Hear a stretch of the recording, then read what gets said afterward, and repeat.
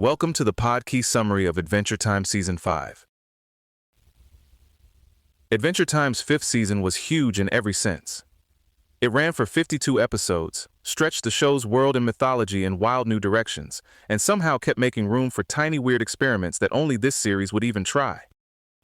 It's also the season where the show got more emotionally ambitious, more openly post-apocalyptic, and more obviously confident that a 10-minute cartoon could do science fiction, heartbreak, absurd comedy, and existential dread all in the same breath. The big structural fact here is that Season 5 was twice as long as every previous season, and you can really feel that extra space. It let the show do both things at once. Self-contained, odd little stories that could go anywhere, and longer arcs that kept quietly building in the background. So you get Finn's breakup with Flame Princess, turning into a real emotional thread, Lemongrab curdling into a tyrant, and the Lich looming over this much bigger story about life across the multiverse. That balance is a huge part of why the season stands out.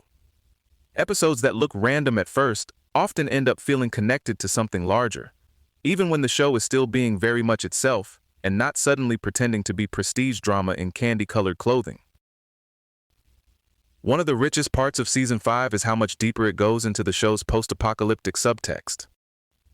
The standout example is Simon and Marcy, which gives us the Ice King before he was the Ice King, back when he was Simon, and shows Marceline as a child trying to survive the aftermath of the Mushroom War.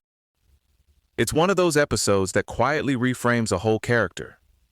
The goofy, sad weirdo in the crown becomes tragic in a much fuller way, because now you can see the person disappearing inside the damage. Critics compared the world building there to The Road, which sounds intense for a cartoon with stretchy dogs and candy people. But that's kind of the point. Adventure Time could stare directly at a ruined world and still fill it with bright colors, jokes, songs, and this slightly deranged sense of play. That contrast wasn't accidental. It became one of the show's signature strengths. Season 5 also treated the 10-minute format like a test kitchen, and the recipes got weird in the best way.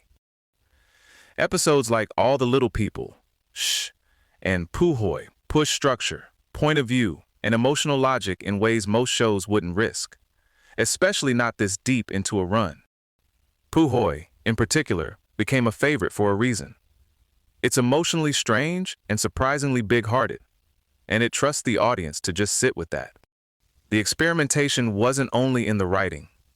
A Glitch is a Glitch brought in David O'Reilly's unmistakable 3D visual style, so the whole episode looks like it came in from another dimension.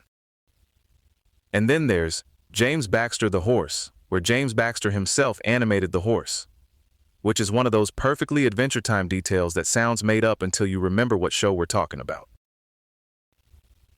This was also a turning point season creatively, because Pendleton Ward stepped down as showrunner midway through the run, with Adam Muto taking over.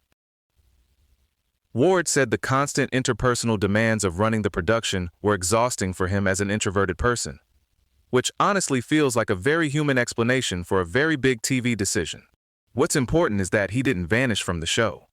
He stayed on as a storyboard artist and story contributor, and every Season 5 episode except A Glitch is a Glitch still had story input from him.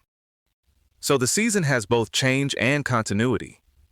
You can feel the production evolving, but it doesn't read like a rupture. Season 5 also marks the exit of some major creative voices. Rebecca Sugar left to develop Steven Universe, Skylar Page moved on to Clarence, and McHale departed to create Over the Garden Wall. That kind of turnover could have left the show wobbling, but part of what's impressive is how collaborative the whole operation already was. Episodes started as short outlines, just 2 or 3 pages.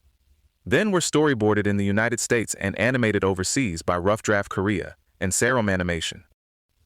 It's a nice reminder that this very specific, emotionally odd little universe was built by a lot of people across a pretty international pipeline, and somehow it still came out feeling intimate and handmade.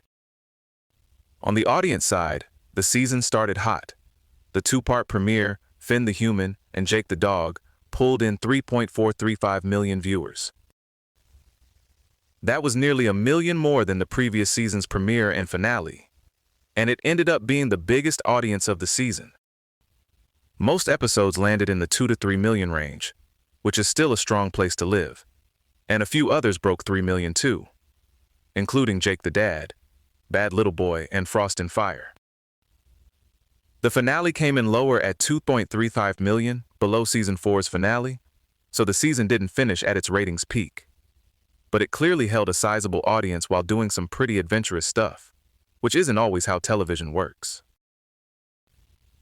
Critics really responded to the fact that a 52-episode season this ambitious never settled into autopilot. The AV Club's report card says a lot all by itself. 26 A grades, 20 B grades, and only 4 C grades. More broadly, reviewers were treating Adventure Time as one of television's best science fiction shows, which feels exactly right for a series that used fantasy imagery to ask sci-fi questions about identity, ruin, memory, and alternate realities. The awards recognition followed that ambition. Artists won individual Emmys for work on Puhoy and Wizards Only Fools, and both Simon and Marcy and B. Moore picked up short-format animation nominations. That combination matters.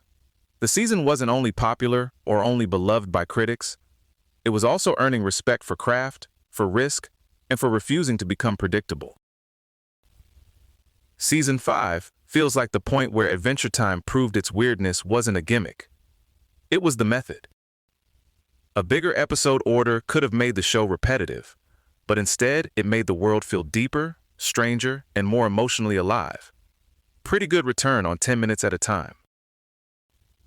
This episode was generated by Podkey. Create your own at podkey.fm.